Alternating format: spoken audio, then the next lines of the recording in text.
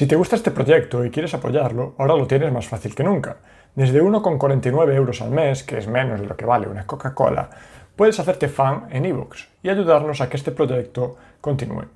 A cambio, te daremos acceso anticipado a algunos episodios, acceso a episodios exclusivos para miembros y acceso a episodios del archivo histórico que han dejado de ser públicos. Por otra parte, si estás interesado en patrocinar algún episodio, no dudes en enviar un email a futbolbase10@gmail.com. Llega ya el episodio de esta semana. Muy buenas futboleros y futboleras, bienvenidos de nuevo al podcast de Fútbol Base 10. Me llamo Igor Guijarro y hoy estaré con vosotros para dirigir este podcast.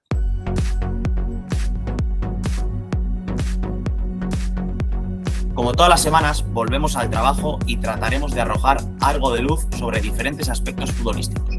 Para ello, hoy contamos con el gran entrenador Igor Oca Pulido, actual entrenador en la Universidad Católica en Ecuador y con gran bagaje en diferentes canteras de España, como pueden ser Alavés, Atlético Madrid o Levante. Muy buenas, Igor. Buenas, ¿qué tal? Muchísimas gracias por la invitación. Nada, hombre, faltaría más. Encantados de tenerte aquí con nosotros. ¿Qué tal la experiencia por Ecuador en estos momentos?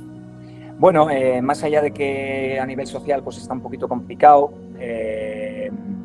pues bueno, a nivel deportivo, a nivel profesional, la verdad que estoy viviendo un momento espectacular, ahí en plena fase final, a falta de 7 partidos y bueno, todo se decidirá en estos últimos 2 meses.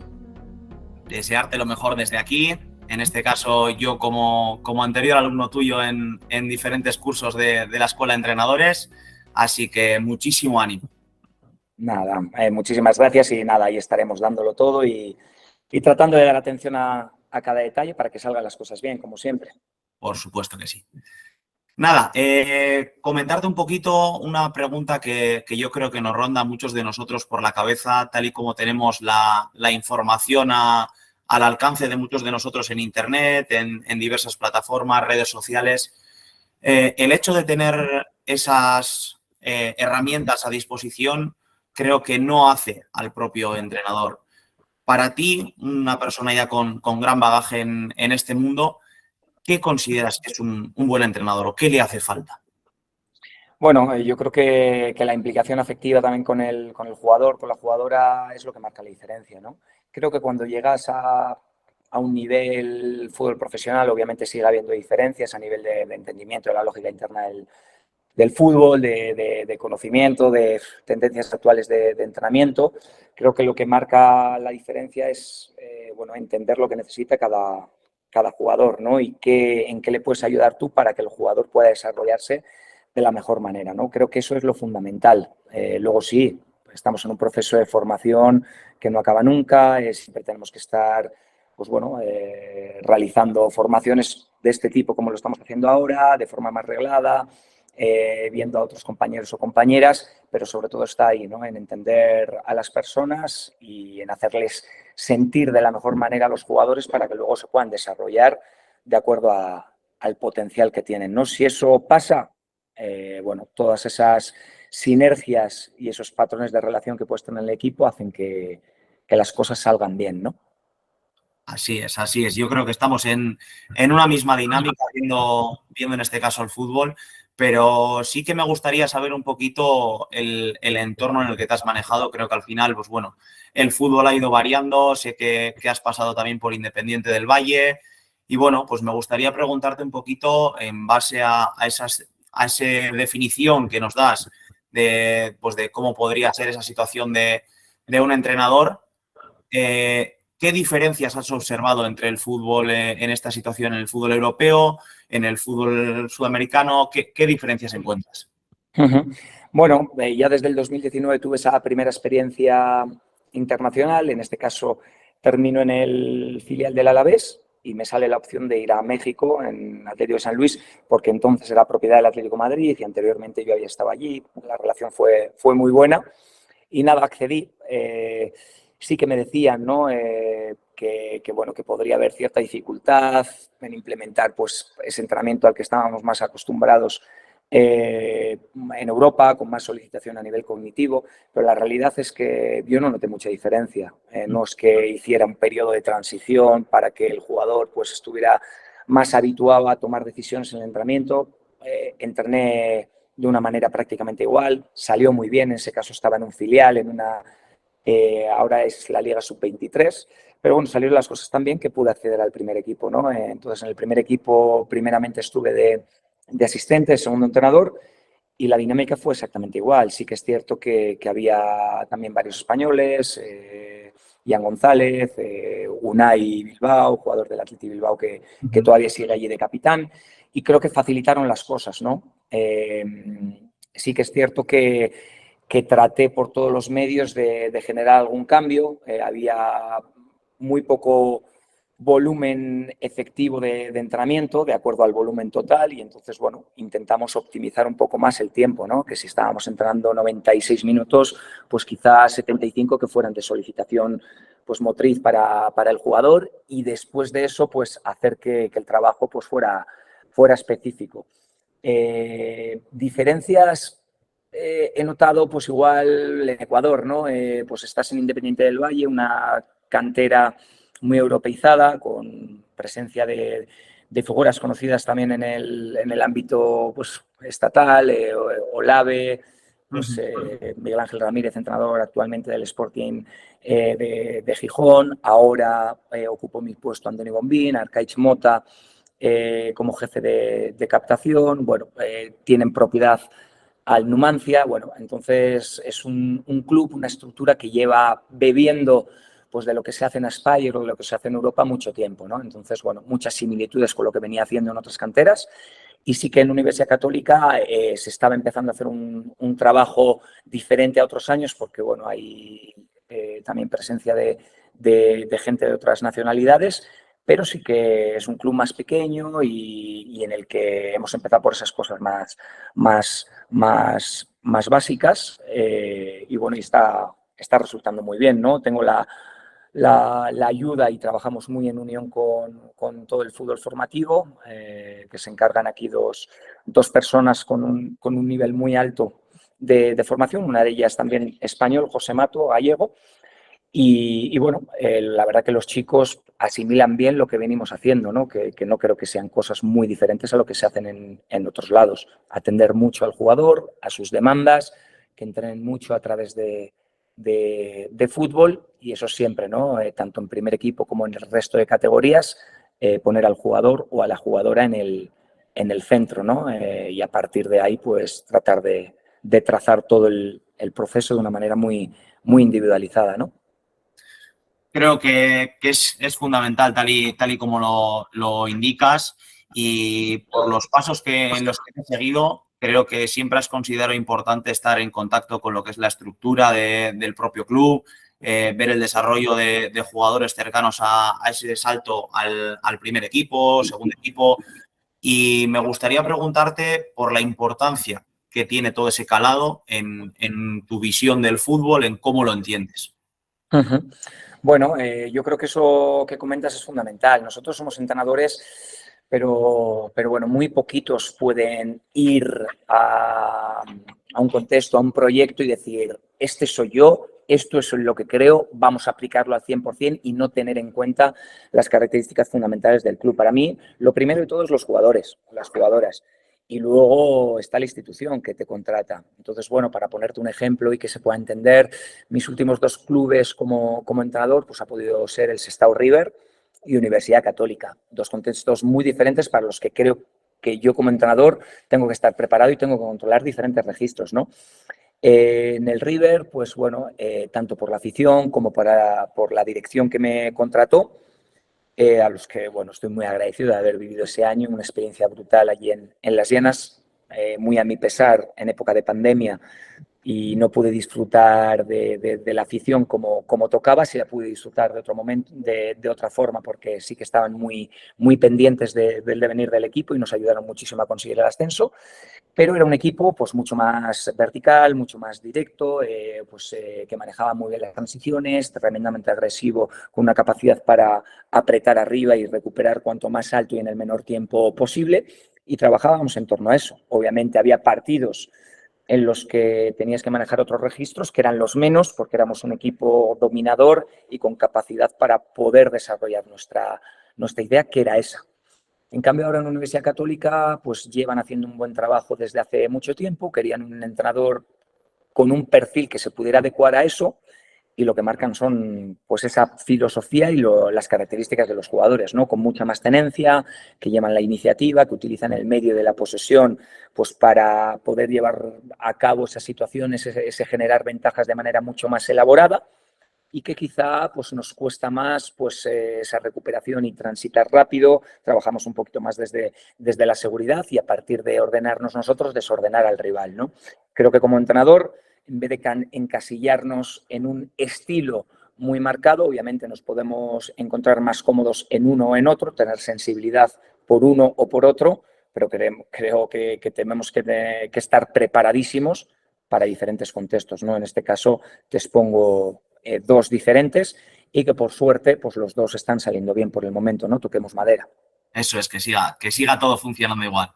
Uh-huh. Y es verdad que en relación con lo que estamos comentando un poquito a las diversas exposiciones que nos vienes a comentar, tanto Sestao River por una parte como Universidad Católica por otra, el fútbol parece ser que no se asemeje tanto. Parece ser que el fútbol actual está yendo más hacia un desarrollo un tanto físico, de manejo de transiciones, muy explosivo.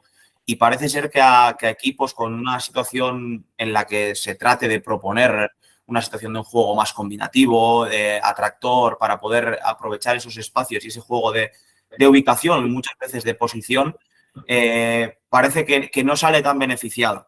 ¿Cómo lo estás viendo tú en este sentido, en esta nueva etapa que llegas a incorporar?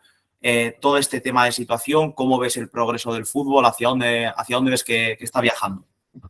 Bueno, creo que es fundamental también para nosotros el hecho de estudiar cada competición. No es lo mismo estar en Primera Ref, en España, en Segunda División de España, que en Primera División de Ecuador. Cada competición tiene una serie de características. No es lo mismo el tiempo efectivo que hay en Ecuador, que se pueden jugar 51 minutos de media. Nosotros, por ejemplo, nos encontramos como el equipo que más tiempo efectivo se da, pero bueno, es incomparable con otras ligas, ¿no? Entonces, nuestra situación particular sí que es esa, ¿no? Somos un equipo de llevar la iniciativa y con balón, y en muchas ocasiones nos enfrentamos a bloques bajos con equipos que algunas veces de mejor manera y otras veces de peor manera, pues nos tratan de transitar, atacar espacios, generar situaciones para atacarnos mediante acciones a balón parado, y ese juego que tú dices de posición, de ubicación, de aproximación, yo no soy de llamarle, de utilizar mucho esa terminología, ¿no? Sino que cuando tienes el balón, pues tratas de generar ventajas de forma elaborada o de forma más directa, pero comprende el trabajo con balón y comprende el trabajo sin balón, ¿no? Nosotros tenemos que estar muy preparados para cuando la perdemos, porque la vamos a perder, eso es así, y se dan muchas secuencias de posesiones a lo largo del partido. Si estamos en una liga con poco tiempo efectivo, eso quiere decir que hay muchos parones y cuando se para, se reinicia. Por lo tanto, tenemos que estar preparados para cuando no lo tenemos, tenemos que viajar juntos, tenemos que reducir ese espacio para poder apretar tras pérdida, tenemos que decidir bien cuáles son los roles de los diferentes jugadores para que los próximos aprieten, para que los intermedios pues no dejen sacar de zona, para que los alejados puedan defender bien a sus avanzados y al espacio que tienen a la espalda. Y se trata un poco más de eso, ¿no? Aquí sí que tenemos equipos que juegan a eso que tú decías, como Independiente del Valle. Es un equipo que ha ganado Sudamericana, que ha ganado la Recopa y ahora mismo es el campeón de América. Y tenemos a equipos como el Nacional, un equipo que se parece mucho al Athletic Bilbao porque solo juegan con puros ecuatorianos, que es un equipo que es vertical, que trabaja las transiciones pues de una manera súper agresiva y les va bien, y ahora mismo están posicionados en la acumulada como segundos. Creo que todo es respetable, sobre todo si entiendes bien qué características tienes en el equipo. ¿Hacia dónde va? Pues bueno, no lo sé. Si analizas los datos, yo recientemente hice un estudio de las 5 mejores ligas del mundo según el ranking FIFA. Hablamos de Inglaterra, hablamos de España, de Francia, de Alemania, de Italia, y sí que en torno a 16 variables que te marcan si eres un equipo más elaborado, más directo, más presionante, más replegante. Sí que te dice que la mayoría de los equipos que ocupan las posiciones de Champions League son los que son presionantes y elaborados, teniendo peores registros los que son replegantes y directos. Esto te lo marca y son los datos que arrojan luz, aunque sea de manera general y superficial, sobre esta pregunta. Luego hay que debatir, ¿no? Si los que son presionantes y elaborados lo son porque buscan ser eso o porque son muy buenos y el rival les dice toma el balón y ya está, ¿no? Pero bueno, a mí me gustan equipos como puede ser el Atlético de Madrid, que la competición doméstica es muy elaborado y muy presionante, y luego se va a competición internacional y está en contextos en los que tiene que ser replegante y transitar de una manera muy vertical, y también lo hace bien, ¿no? Entonces, bueno, no te sabría decir. Cada contexto creo que está marcado por los jugadores, ¿no?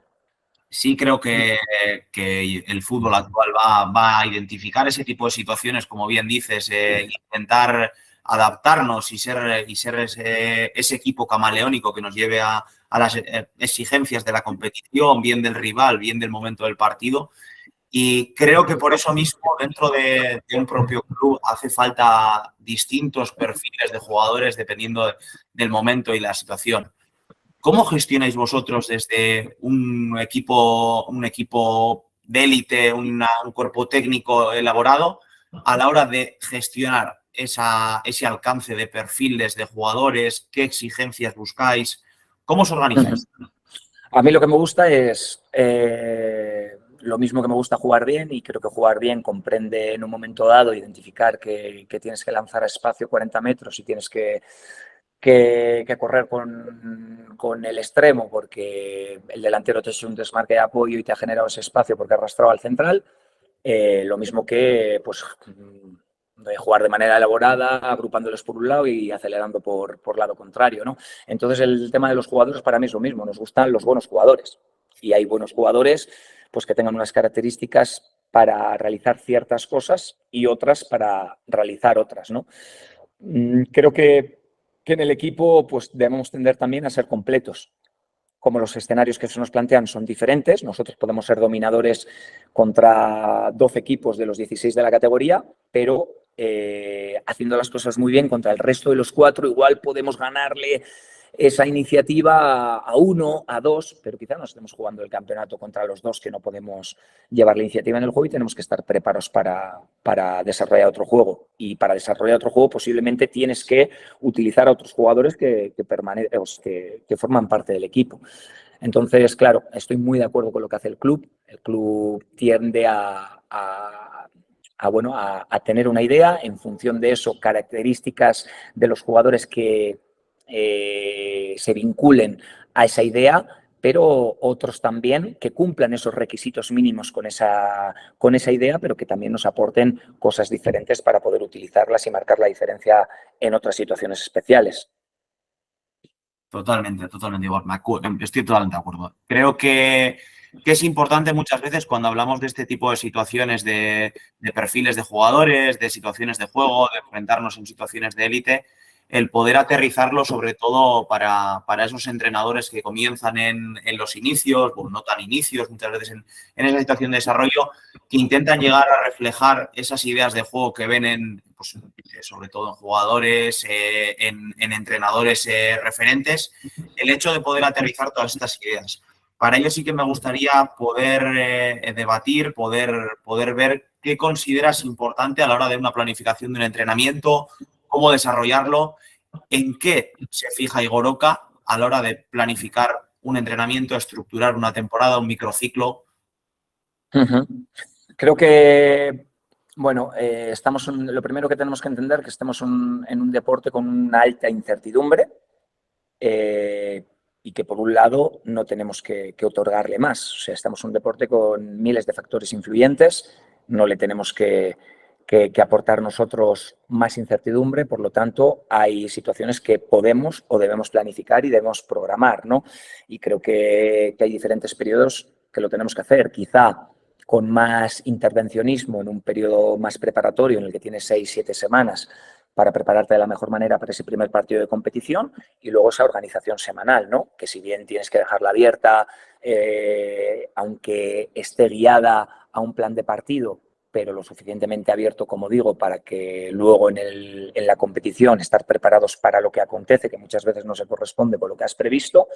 Pero bueno, para mí es fundamental que en esa organización semanal haya mucho fútbol, y digo mucho fútbol, haciendo referencia a tareas que respondan a las demandas de la competición, a tareas que se parezcan mucho a lo que va a aparecer en competición y elegir bien esas tareas más auxiliares que pueden servir de paso a esas tareas más complejas. El fútbol es complejo, no es cuestión, bajo mi punto de vista, de simplificar el entrenamiento trabajando mucho a nivel de tareas analíticas, tareas de rondos, tareas de posesiones no direccionadas, si luego lo que te vas a encontrar es diferente. Esas tareas pueden venir bien con una buena ubicación dentro de la semana para dar pie a esas situaciones mucho más jugadas en las que con los constreñimientos adecuados puedas llevar al equipo a hacer lo que crees que se va a dar en competición, ¿no?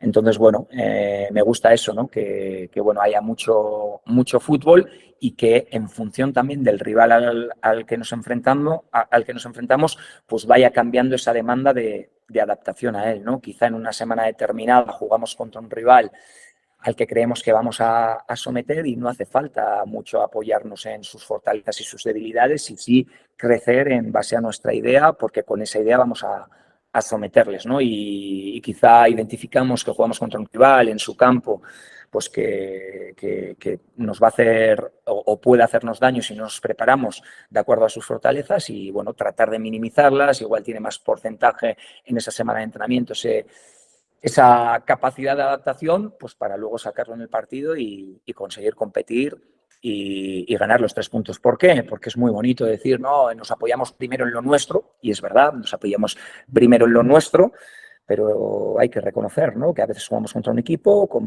que está en mejores condiciones, con un estado de ánimo mejor, con un plantel en mejores condiciones porque no tienen tantas lesiones, tanto expulsados o porque tienen un mayor presupuesto, ¿no? Y queremos ganar ese partido, aun sabiéndonos en ciertas situaciones inferiores, ¿no? Pero bueno, en esa semana de entrenamiento las líneas generales son esas, ¿no? Respetar los elementos estructurales de juego, manejar bien nuestra idea en función de lo que somos buenos y en lo que es bueno el rival, y a partir de ahí, pues bueno, que haya un orden en lo que proponemos, con una implicación del cuerpo técnico al máximo en ese tiempo, ¿no?, que muchas veces no es de un volumen alto. Estás escuchando el podcast de Fútbol Base 10, el lugar en el que hablamos del entrenamiento de tu deporte favorito. Si analizásemos la situación del Igor Oca actual, del entrenador actual que vemos, y el Igor Oca que tiene sus comienzos, me supongo que pues, hace unos cuantos años atrás, con gran bagaje, quiero suponer que la actualidad no es lo mismo que reflejaba el Igor Oca del pasado, y ha habido una gran evolución, un gran análisis, un gran bagaje detrás de todo ello, al cual te has expuesto, te has abierto, y todo ello te ha llevado a llegar a los pensamientos de hoy en día. Si tuviésemos que ver a ese Igor Oca, a ese entrenador del pasado, ¿cómo lo definirías? Bueno, yo creo que hay pues una situación clara, ¿no? Y es hablar de inseguridad. Todavía en ciertas situaciones estoy inseguro, ¿no? Pero no me importa tratarlo, hablarlo y reconocerlo, ¿no? Hay tantos factores que influyen en el resultado que bueno, cuando ganas hay que saber, ¿no?, que muchas veces no es por tu propia propuesta, ¿no? Y entonces la serenidad esa también que tienes que tener cuando no salen las cosas bien, quizá es lo que mejor llevo en los últimos tiempos y no lo hacía pues cuando iniciaba, ¿no? Y la apariencia podía ser de mayor seguridad, porque sabía 3 cosas hace 15 años, pero me apoyaba al máximo en eso, lo defendía al máximo y daba una sensación de que hostia, este tío cómo va, ¿no?, qué claras tienen las cosas. Pero bueno, era yo creo que una coraza para dar a entender que era fuerte, que tenía una personalidad muy marcada y que tenía las cosas muy claras en cuanto al proceso de entrenamiento y de competición, ¿no? Y bueno, vas viendo que hay muchos factores que influyen, ¿no? Y sobre todo lo primero son los jugadores de los que dispones y luego cómo te vinculas tú a ellos, cómo les favoreces, cómo entienden ellos que les puedes ayudar. Si ahí ellos no perciben esa ayuda, es difícil que puedan dar el máximo. Luego, a nivel de conocimiento del juego, obviamente cada día vas a más porque te afanas en ser mejor y cada vez vas teniendo más experiencia, ¿no? Pero creo que lo fundamental y el cambio es ese, ¿no? El conocimiento de las personas, el entender qué sienten y entender que tú no eres el importante, ¿no? Sí que eres importante, sobre todo para generar un clima favorable para que los jugadores puedan estar contentos y dar el máximo, pero que hay muchos factores y muchos de ellos no los controlas y lo tienes que tener en cuenta tanto cuando ganas como cuando pierdes, ¿no? Creo que es el mayor reflejo de la realidad a la que nos encontramos muchos de nosotros que estamos en estos inicios, en este desarrollo y vemos, pues bueno, muchas veces ese avance diario, esa evolución desde nuestros inicios hasta el fútbol actual que nos encontramos desarrollando. Pero sí creo que hay un cierto punto importante detrás de todo ello y creo que no de menor calaje en todo ello, creo que es el tema del cuerpo técnico. La importancia sobre todo del cuerpo técnico, la imagen que tenemos del cuerpo técnico actual, creo que dista mucho de lo que era antes una figura de un primer entrenador, un segundo entrenador, separando roles. Creo que hoy en día parece todo mucho más transversal, mucho más unido, con una repartición de roles. No sé cómo lo gestionáis vosotros, cómo lo gestionas tú en concreto, cómo consideras que se podría gestionar en esos inicios, en ese fútbol formativo también. Claro. Bueno, yo pienso que también es un tema cultural, ¿no? No es lo mismo las experiencias que he tenido allí que las experiencias que estoy teniendo aquí en Ecuador, ¿no? Aquí el tema de jerarquía quizás es importante, en algunos contextos es muy parecido a lo que se hace en Europa, pero en otros igual esa jerarquía exige que la dirección de tareas sea siempre del entrenador, los demás miembros del cuerpo técnico estén como soporte. Yo no me manejo de esa manera, ¿no? Y la experiencia que he tenido en los últimos años es que bueno, tener al cuerpo técnico tremendamente implicado en pos del beneficio del grupo y también de sus beneficios, de sus intereses individuales es fundamental. Entonces, claro, tienes que ver también el contexto en el que te encuentras porque, bueno, mientras yo ahora he tenido la suerte de poder conformar un cuerpo técnico de 5 personas y haberlas elegido yo, pues bueno, eso te facilita muchísimo, ¿no? A nivel de seguridad, de confianza, de distribuir bien los roles. Pero bueno, luego en otros contextos, pues por la eficiencia, por la urgencia, por ejemplo en Sestao, no pude llevar a nadie. Pero bueno, te afanas en conocer a las personas y a partir de ahí la claridad y el ser diáfano te va a facilitar todo, ¿no? El tema de roles, al final tienes que tener un orden, tienes que saber lo que vas a hacer en el día posterior, tienes que haberlo visto el día anterior, ahí tienes que gestionarlo todo. ¿Te parece bien que tú lleves esta parte de la tarea? ¿Te parece bien que tú dirijas esto mientras yo me encargo de esto? Si ahí parece bien, es como un contrato que estableces a diario. No vale de nada llegar al entrenamiento y no, es que a mí esto no me parece bien. No, perdona, hemos tenido una reunión previa.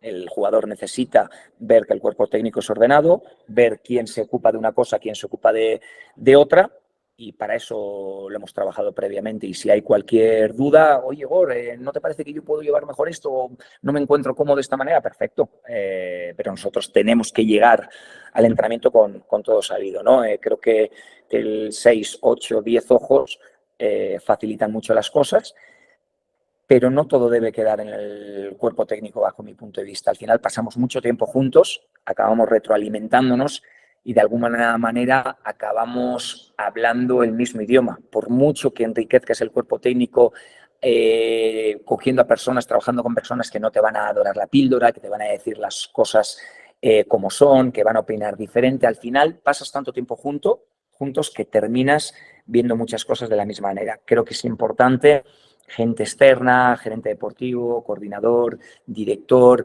con la atención debida, porque igual quieres hablar con un dirigente y en un club conoce el juego y en otro no tiene ni puñetera idea, ¿no? Y es la realidad. Y tienes que discriminar bien, ¿no? Pero tener gente al lado que te pueda dar su punto de vista es fundamental. Existe un sesgo, miles de sesgos, ¿no? Pero los entrenadores tenemos muchos, pero ese sesgo de confirmación, que es veo lo que quiero ver y me encuentro cómodo cuando mi compañero ve lo mismo.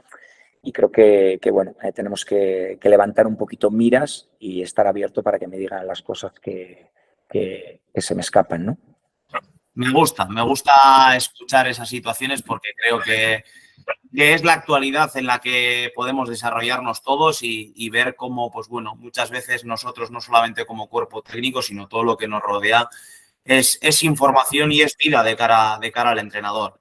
Entonces, si hablásemos de cuerpos técnicos de cara a Igor Oca, al entrenador de fútbol actual, ¿qué recomendación darías a un entrenador que busca un cuerpo técnico, que tiene que rodearse de alguien? ¿Qué le recomendarías? ¿En qué debería de fijarse? Claro. Bueno, yo más que dar consejos, que a veces me da apuro, cuento las experiencias, ¿no?, que tengo yo. Obviamente sigo valiendo ese papelito, ese PDF que te envían y hay una formación, hay una experiencia, pero quizá es un pequeño punto de partida que no debe ser excluyente y por ese papel, a no ser que estemos hablando de cosas muy radicales, no tienes que tomar una decisión, ¿no? Tienes que dar la posibilidad de entrevistarte, de conocer a la persona, de saber sus intereses, de conocerle personalmente, más allá de lo profesional, ¿no?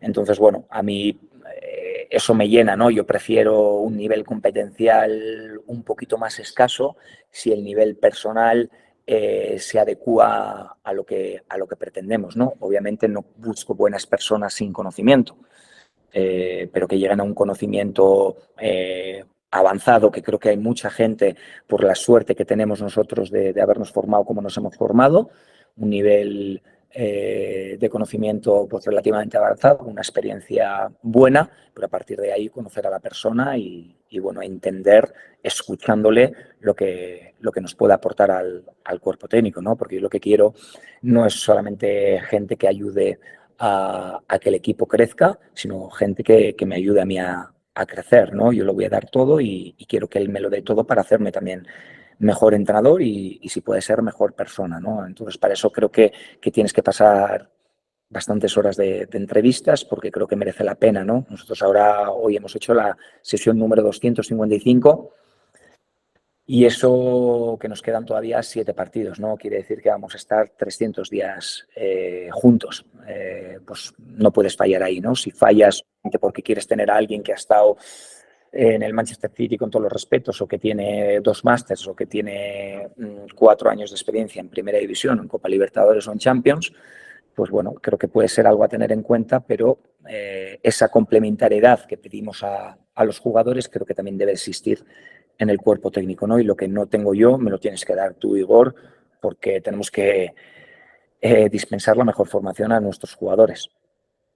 Creo que hablamos mucho del tema de, como has ido diciendo, de humanizar procesos. El hecho de muchas veces, pues bueno, el tema, como bien decías, competencial, creo que es fundamental, creo que es necesario, pero tal como empezábamos en la entrevista, dando por hecho y subrayando la importancia de entender al jugador, de comprender de dónde está y hacia dónde va, creo que en los cuerpos técnicos nos sucede lo mismo.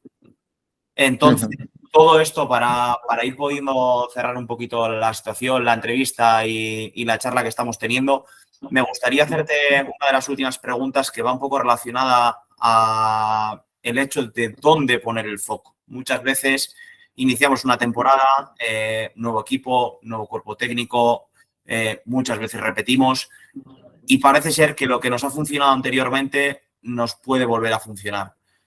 Creo que esa idea puede ser cierta en algunos momentos, pero equivocada o un poco distorsionada en otros momentos. ¿En qué consideras que Igor Oca pone el foco cuando empieza una temporada? Bueno, lo que hemos dicho antes, ¿no? En el jugador y en las demandas del club. Para mí es fundamental y si eso implica empezar prácticamente de cero, pues es así, ¿no? Yo puedo coger el modelo de lo que hicimos en Sestao y cómo pues, generó pues, éxito y el cumplimiento de objetivos, trasladarlo, ¿no? Creo que no tiene mucho sentido. Creo que lo primero que tenemos que hacer es crear ese clima favorable, como he dicho antes, para poder dar lo que necesita el club y el jugador. Entonces, Tenemos que hacer un análisis de la situación, cómo vienen funcionando últimos años, qué hábitos tienen esos jugadores, a qué están acostumbrados, qué intereses tienen, qué tareas están acostumbrados a hacer para a partir de ahí trazar el mejor camino. No se me ocurre otra manera, y si eso implica girar un poquito hacia la izquierda en la programación, en el diseño de tareas, también. Obviamente hay una esencia que le he comentado antes que responde un poco a tus valores y a tus ideas, ¿no? Nosotros, si queremos mejorar en fútbol, en la competición, tenemos que entrenar fútbol, ¿no? No porque un jugador esté acostumbrado a trabajar de una manera determinada, no hacerle salir de ahí. Pero igual implica mucho más esfuerzo en mentalizarle, en convencerle, en trabajo más auxiliar, en llevarle al despacho, en explicarle el por qué estamos haciendo esto, por qué de esta manera. Porque posiblemente ese grupo de jugadores llevan haciéndolo 6 años de otra y no les ha ido mal, ¿no? Entonces, claro, no vas a llegar tú y sin ninguna explicación otra propuesta diferente. Entonces va en torno a eso, ¿no? En hacer sentir al jugador o a la jugadora que lo que tú le estás proponiendo va a ayudarle a él individualmente y en añadidura pues va a ayudar al equipo, ¿no? Creo que se trata de eso. Tenemos que estar súper abiertos a aplicarlo en función de sus demandas. Y por último, creo, y hilando bastante fino con esto último que nos comentabas, el hecho de individualizarlo, de ver al jugador como único, el hecho del entrenamiento individualizado, el entrenamiento por posiciones, por línea, ¿cómo lo vivís? ¿Cómo lo sientes tú, Igor, ese trabajo que se suele realizar, no muchas veces de manera muy frecuente, pero creo que sí de manera muy efectiva? Bueno, creo que es un foro que te da pie para, aparte de llevar a cabo lo que estés planteando con el jugador a nivel de tarea, una tarea más descontextualizada, una tarea más con un contexto más coordinativo, pues te da pie para interactuar con él. Nosotros cuando hacemos ese tipo de trabajos lo llamamos no trabajo de fútbol, sino trabajo auxiliar, pero en una semana larga de entrenamiento como tenemos, en los días centrales, por ejemplo, mañana, tenemos un trabajo al finalizar el entrenamiento colectivo, pues un trabajo de defensa de centros laterales en una situación de desventaja, defendiendo de delante hacia atrás, o sea, haciendo el mismo recorrido que los delanteros, porque a veces se dan las situaciones de centro lateral de esa manera, ¿no? Y lo trabajamos con la línea de 4 y con la incorporación de un 5 o de un medio centro, como llaman aquí. Y hacemos ese trabajo de manera un poquito descontextualizada, nos da pie para aplicar contenido teórico, para establecer un debate con ellos, para no hacer mucha cantidad, para hacer mucha calidad. Lo llamábamos, cuando estaba en Levante, tareas de optimización coordinativa, cuando estaba en Independiente del Valle lo llamábamos unidad de desarrollo individual. A veces es línea de 4 más el 5, otras veces son centrales y laterales. Pasado mañana tenemos establecidos el trabajo con los interiores y media punta, y el último día tenemos extremos y delanteros, ¿no? Y sí que vamos haciendo ese trabajo más individualizado a veces, más por posiciones a veces, más con 2, 3 jugadores, pero todas las semanas tienen al menos una tarea en la que se lo dedicamos a un grupo reducido de jugadores, ¿no? Lo consideramos pues como el trabajo de gimnasio, que es un trabajo auxiliar orientado a optimizar la estructura condicional, pues aquí más orientado a la estructura un poco coordinativa, si me apuras más también la cognitiva, pero de una manera un poco descontextualizada, ¿no? Pero sigo dándole valor más allá de ese trabajo, ese entrenamiento más colectivo, que ahí sí que sí, el porcentaje amplio es de jugado, con duelo, con ataque hacia un lado, defensa hacia el otro, con implicación de jugadores alta, respetando esos elementos del juego. Actualidad futbolística, yo creo, actualidad. Pues por mi parte, Igor, creo que podemos ir dando por finalizada esta entrevista. No sé si te gustaría aportarnos algo desde ese punto más personal, desde esa experiencia en ese bagaje por canteras, fútbol mexicano, fútbol ecuatoriano, europeo. No sé si querrías comentarnos algo, pero estamos dispuestos a poder oírte. Bueno, sobre todo agradeceros por crear estos foros, que creo que son muy importantes para entrenadores y para entrenadoras, ¿no? Y lo mismo que de aquí, de esta conversación que hemos tenido los dos, se pueden sacar información. que bien desde vuestra dirección podáis adjuntar mi contacto para pues, cuestiones que se han podido quedar ahí sin solucionar, pues yo estoy muy abierto, ¿no? a seguir estableciendo esas relaciones con muchos compañeros y compañeras que lo sigo haciendo, ¿no? Ayer mismo tenía un Zoom con un chico que está trabajando en Manchester City en el sector femenino, lo suelo hacer yo puntualmente. Entonces eso, creo que es fundamental que estemos abiertos a seguir aprendiendo y por eso, Igor, te doy pie a que cualquier cosa, a cualquier persona que escuche el podcast, pues muy abierto a poder darle continuidad a lo que hemos iniciado aquí. Pues agradecidos totalmente de corazón desde el propio podcast, desde Fútbol Base 10. Yo personalmente, ya como exalumno, compañero y creo que persona que te tiene un gran cariño y aprecio, me gustaría dar las gracias a todos los oyentes que nos están siguiendo. Continuaremos trabajando y poder seguir en contacto con personas como tú, ¿vale? Y con todo esto me gustaría decir que no debemos de olvidar que tenéis nuestras redes sociales, no olvidéis seguirnos ahí para estar al tanto de más información. Dadle like si os ha gustado esta pequeña entrevista con Igor y suscribiros si todavía no lo habéis hecho. Muchísimas gracias. Muchísimas gracias, Igor. Especial ilusión que lo haya podido hacer contigo también, por la relación de otros años y que el fútbol nos siga dando la posibilidad de poder seguir conversando. Que así sea, Igor. Muchísimas gracias. Muchas gracias. Hasta aquí este episodio de Fútbol Base 10.